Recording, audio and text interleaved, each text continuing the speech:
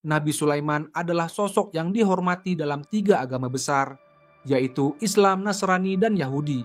Kepemimpinannya yang luar biasa dan kekuasaannya yang meliputi tidak hanya manusia, tetapi juga jin, binatang, tumbuhan, dan bahkan angin, menjadikannya seorang figur yang tidak hanya dikagumi, tetapi juga dipelajari dengan penuh kekaguman.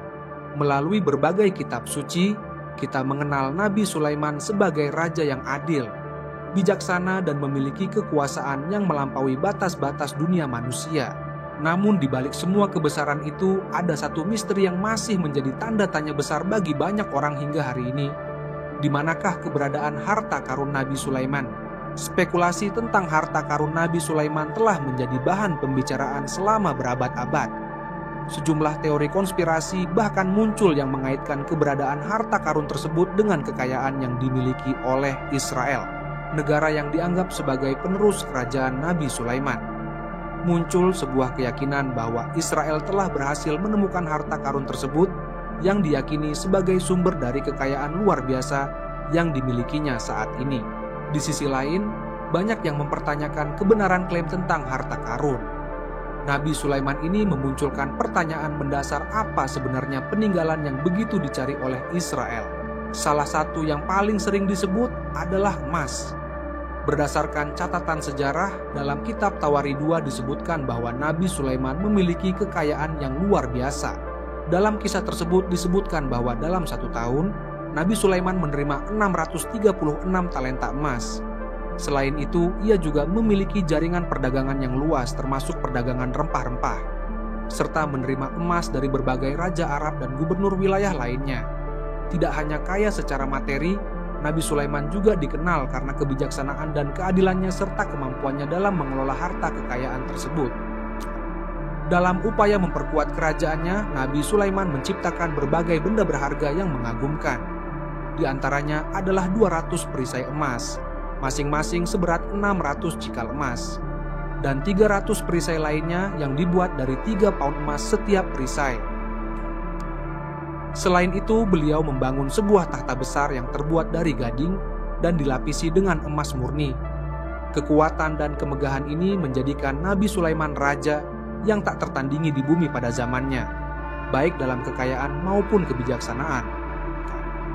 Kekayaan luar biasa yang dimiliki Nabi Sulaiman membuat banyak orang yakin bahwa harta karunnya yang besar masih tersembunyi di suatu tempat. Dalam tradisi dan teks-teks Ibrani seperti Risalah Vesel disebutkan bahwa hartana Sulaiman termasuk tabut perjanjian, tabernakel, alat musik emas, dan jubah imam besar. Selain itu, banyak legenda yang berkembang tentang objek-objek lain yang mungkin termasuk dalam harta karun Nabi Sulaiman, semakin memperkuat misteri yang menyelimuti kisah sang raja ini. Menurut catatan Alkitab, tabut perjanjian dibuat saat Bani Israel masih dalam perjalanan di padang gurun Sinai sebelum mereka memasuki tanah Kanaan. Tabut ini adalah sebuah peti yang dilapisi emas. Di dalamnya tersimpan 2 lepeng batu yang memuat 10 perintah Allah yang diberikan kepada Nabi Musa serta tongkat Harun yang berbunga dan roti. Mana tabut ini kemudian ditempatkan di ruang paling suci dari tabernakel, sebuah struktur yang dirancang untuk dapat dipindahkan selama perjalanan Bani Israel. Ketika Bani Israel akhirnya menetap di tanah Kanaan, Raja Daud dan Salomo membangun bait Allah yang permanen di Gunung Bait di Yerusalem, yang sekarang dikenal sebagai Haram al-Sharif.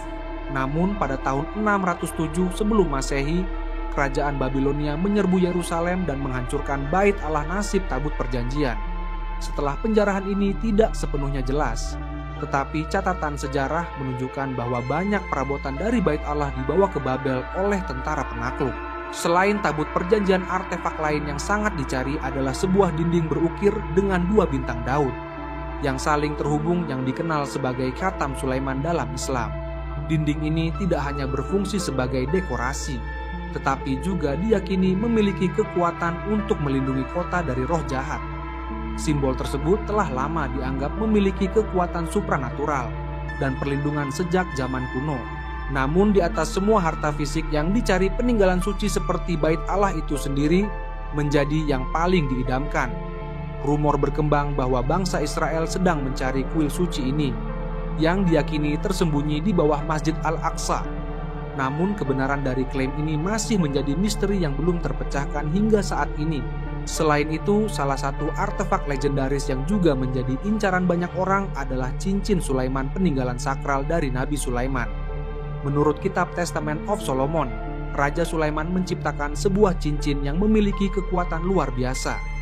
Dengan memanfaatkan kekuatan ilahi dan menandainya dengan heksagram, sebuah simbol yang terdiri dari dua segitiga yang saling berpotongan dengan cincin ini, Sulaiman memperoleh kemampuan untuk memerintah. Para iblis memaksa mereka untuk membantu dalam pembangunan kuil di Yerusalem. Buku klasik Jewish Antiquities karya Josephus juga mencatat tentang keberadaan cincin ajaib ini yang digunakan oleh Sulaiman untuk mengusir setan di Yuda. Dalam literatur Hecalo, konsep cincin dan segel ini sering muncul malaikat dan para ahli spiritual menggunakan cincin dengan segel untuk memanfaatkan kekuatan ilahi. Cincin ini diyakini tidak hanya berfungsi untuk mengusir dan mengendalikan setan, tetapi juga memberi pemiliknya kemampuan untuk berkomunikasi dengan hewan. Meski begitu, banyak yang percaya bahwa cincin ini belum ditemukan. Jika cincin tersebut sudah ditemukan, mungkin saja umat Yahudi sekarang akan memiliki kemampuan berbicara dengan hewan seperti yang diceritakan dalam legenda.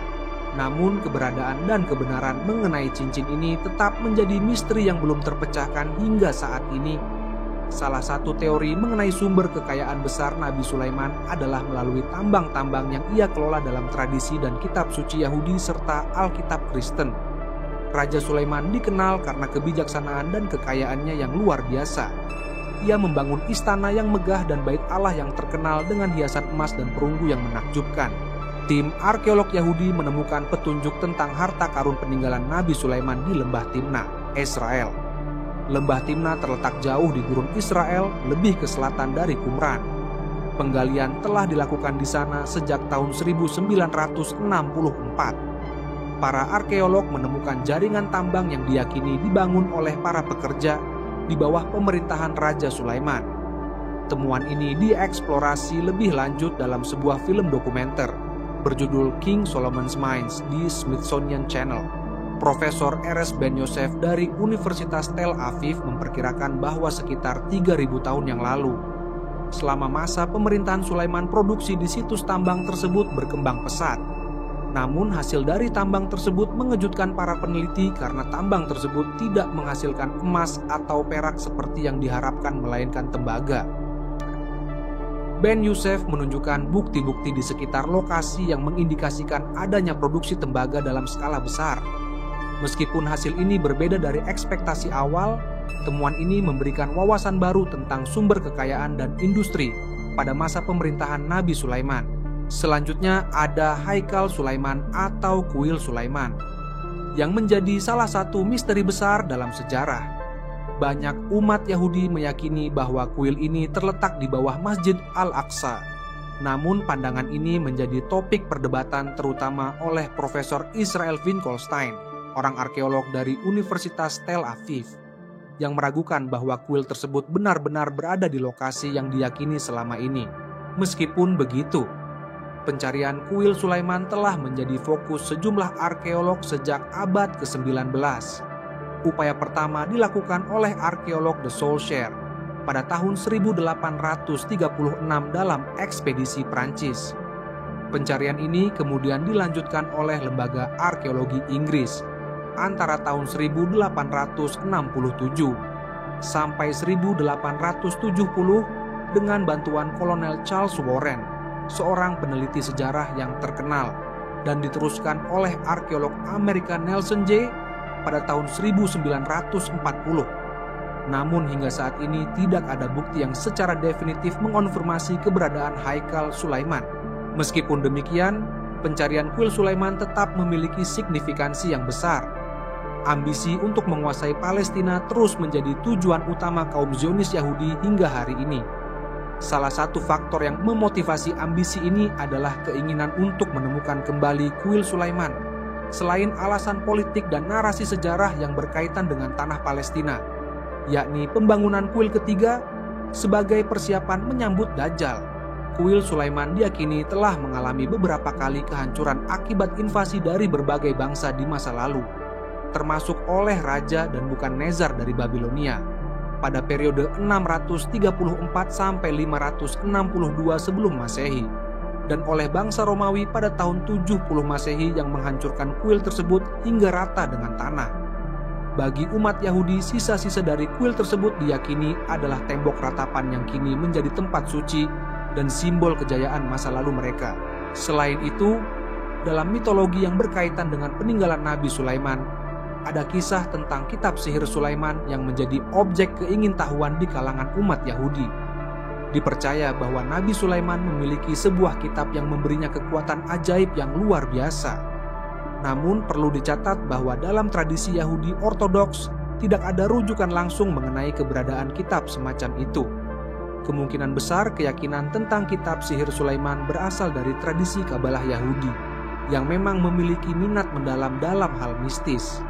Meskipun ada berbagai pandangan keyakinan ini terkait dengan legenda yang menceritakan tentang peran setan dalam mencuri pengetahuan dari langit dan memanipulasinya dengan 70 kebohongan dalam setiap kalimat, yang kemudian menjadi dasar dari apa yang kita kenal sebagai sihir. Dalam cerita ini, Nabi Sulaiman dikisahkan mengambil sihir-sihir yang dimiliki oleh setan dan menguburnya di bawah tempat duduknya. Untuk mencegah sihir tersebut digunakan untuk memperdaya manusia di masa depan. Walaupun usaha ini berhasil menghentikan setan dari menggunakan sihir untuk menjerumuskan manusia setelah wafatnya Nabi Sulaiman, bangsa Yahudi mulai mencari peninggalannya, termasuk kitab sihir Sulaiman. Setan memanfaatkan situasi ini berpura-pura menjadi manusia dan membohongi orang-orang Yahudi serta ahli kitab mereka dengan klaim bahwa Nabi Sulaiman benar-benar memiliki kitab sakti yang memberinya kekuatan luar biasa. Dalam kepercayaan ini, setan berhasil memperdaya bangsa Yahudi dengan mengatakan bahwa kitab itulah yang memberikan Nabi Sulaiman kemampuan untuk menguasai manusia, jin, dan setan. Akibatnya orang-orang Yahudi mulai mempercayai klaim tentang kitab sihir Sulaiman dan mencari kitab tersebut yang konon merupakan kumpulan ajaran sihir yang ditulis oleh setan itu sendiri.